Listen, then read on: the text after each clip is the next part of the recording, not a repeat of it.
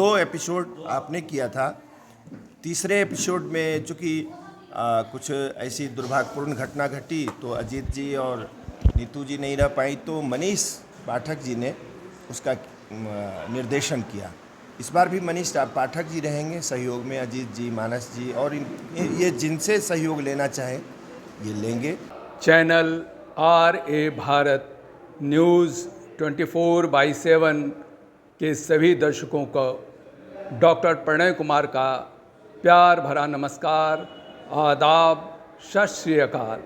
देवघर पुस्तक मेला में आयोजित होने वाला सलाम भारत मंच का प्रोग्राम के लिए पहला बैठक आयोजित किया गया है।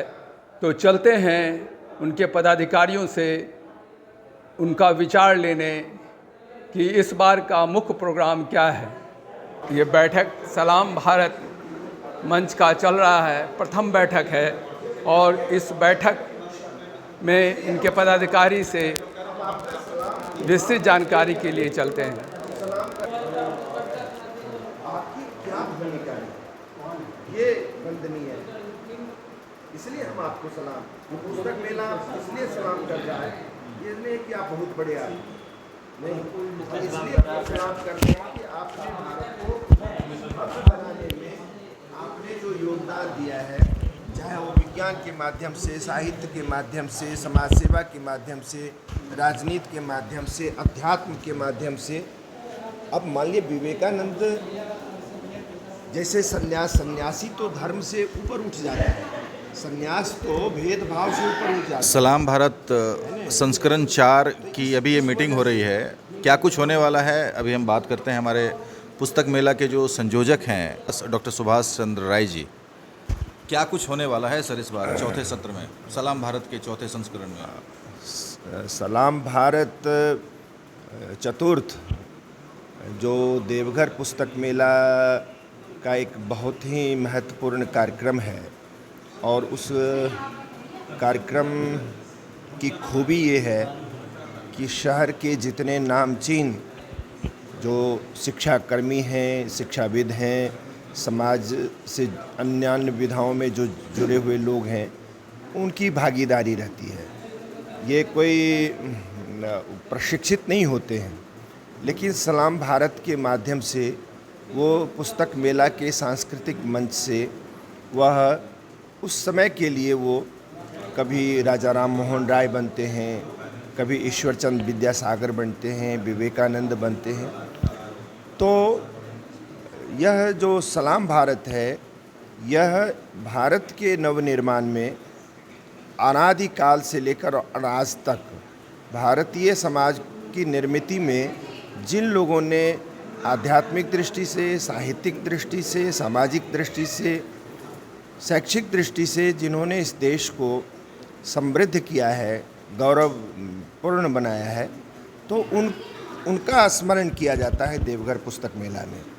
और ये देवघर पुस्तक मेला का 22वां वर्ष होगा, और इस 22वें वर्ष में सलाम भारत चतुर्थ का ये कार्यक्रम जो आने वाले 11 जनवरी से लेके 21 जनवरी तक जो आयोजित होगा, तो उसमें आखिर के 2 दिन पहले इसका ये कार्यक्रम होता है सलाम भारत, और ये अद्भुत कार्यक्रम है।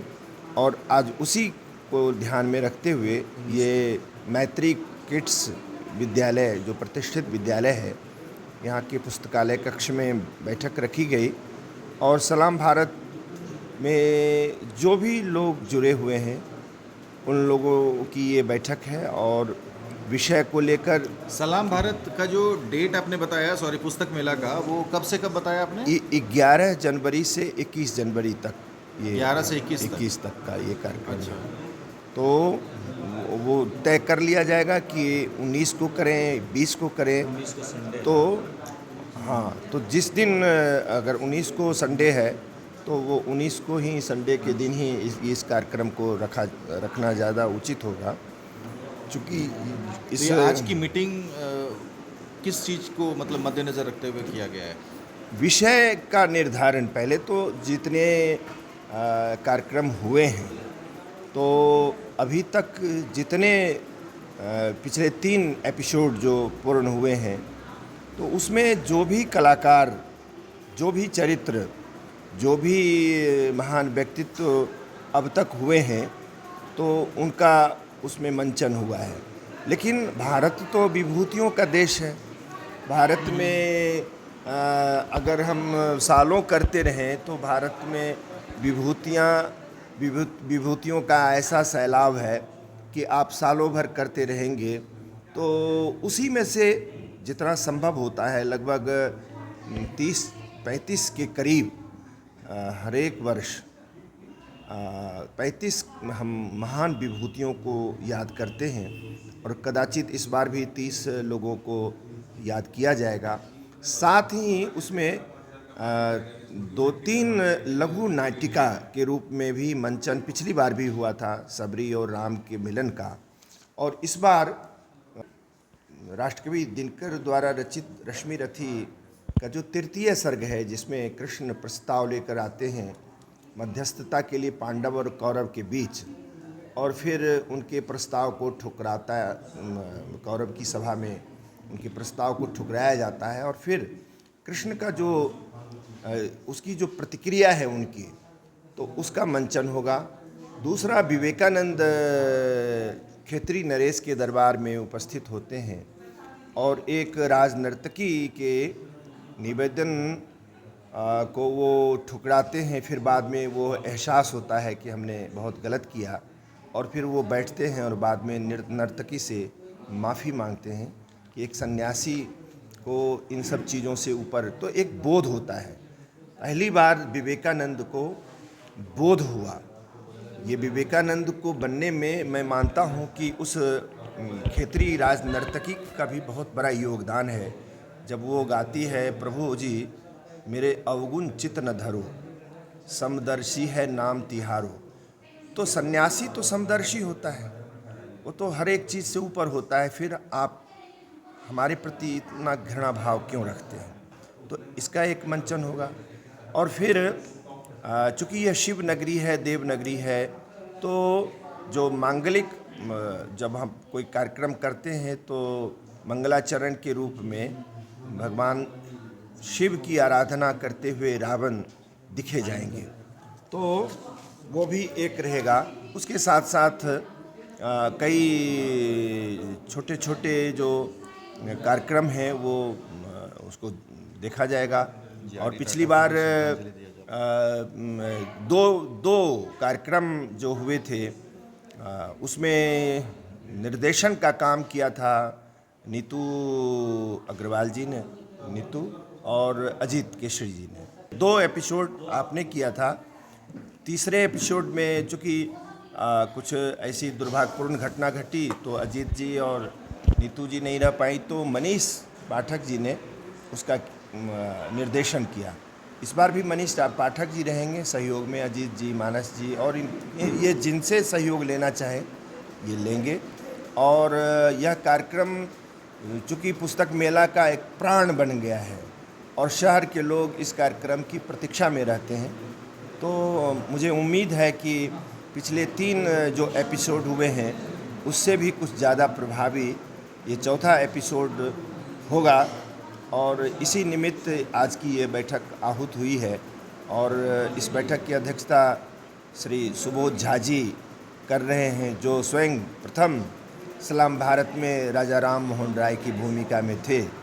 तो मुझे लगता है इस बार भी ये कोई बड़ी भूमिका में नज़र आएंगे। और जो पुराने लोग हैं, जो ये बहुत बड़ी बात है कि देवघर के वे नामचीन लोग जिनका इस क्षेत्र में कहीं कोई विशेष रूप से नहीं रहा है, लेकिन इस सलाम भारत में सब उतनी ही प्रसन्नता से, उतनी ही उत्सुकता से इसमें शामिल होते हैं। ये बहुत बड़ी बात है। तो मैं इसके लिए अपने सभी साथियों का और मीडिया के जो साथी हैं, मनीष जी और प्रणय जी, सबको इस बात के लिए साधुवाद देते हैं कि इस कार्यक्रम को और ज़्यादा बेहतरीन बनाने में आप सब लोग समवेत रूप से योगदान दें, भूमिका निभाएं। Thank you so much. तो कुल मिला के सलाम भारत का चौथा संस्करण भी धमाकेदार होने वाला है, जिसमें कि हम रतन टाटा को भी श्रद्धांजलि देने वाले हैं और भी कुछ मेनका विश्वामित्र का भी प्रसंग इसमें आएगा। कई लघु नाटिकाएँ और कई हमारे राष्ट्रकवि, जैसा कि पुस्तक मेला के संयोजक बता रहे थे कि राष्ट्रकवि दिनकर की जो रश्मि रति है उससे कुछ हम लोग पार्ट्स उद्धृत करके हमारे एक से एक कलाकार हैं उनके साथ में हम इस चौथे संस्करण को भी अभूतपूर्व और अनफॉरगेटेबल बनाएंगे। Thank you so much. अभी तक हमारे चैनल को आपने सब्सक्राइब नहीं किया तो फटाफट इसे सब्सक्राइब कर लें। Thank you so much.